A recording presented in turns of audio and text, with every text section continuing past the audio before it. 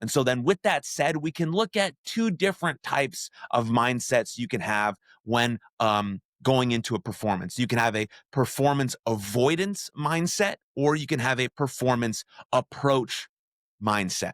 A performance avoidance mindset is when you play not to lose. You're tight, right? You're fearful. You're trying to prevent things from going wrong. You just don't want to mess up. That's really your only goal.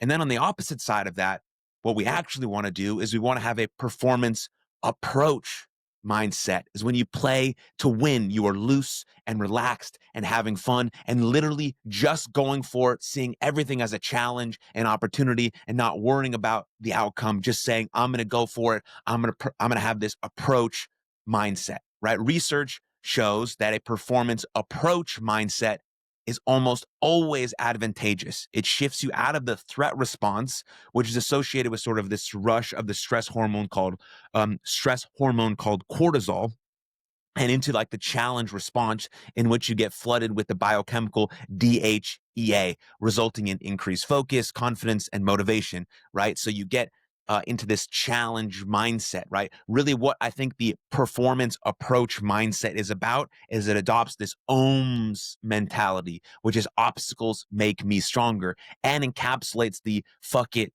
let it rip, confidence, anti-fragile mindset. All of these different tools go together to compile what we can learn from sports and everything to add that to the domain that we live. So again, we can be this best version of ourselves in greatest service to the world, no matter where we're trying to be elite or great in, right? It's really the approach and avoidance idea is the difference between terrible body language, which is like, your hunched shoulders, fear struck, deer in the headlights, or the approach mindset, the fuck it, let it rip mindset of like Melton's grin, right? Or as I like to call it, the superhero pose, head up, chest up, shoulders back, like a string is being pulled up and you just are dominating the space that you're in. That's the performance approach mindset. And we know from backed up research that your body language directly correlates to how you think and how you feel and how you talk to yourself, and your self-talk directly correlates to your confidence. Again, that intense trust in oneself. So it's easy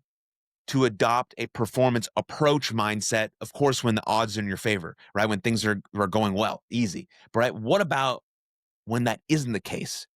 What about when your nervous system knows when you are lying to yourself? There's no point in trying to convince yourself you're in a great position when you aren't. Your brain knows the difference, right? So it's about awareness, acceptance, action. Awareness that maybe the odds are stacked against us.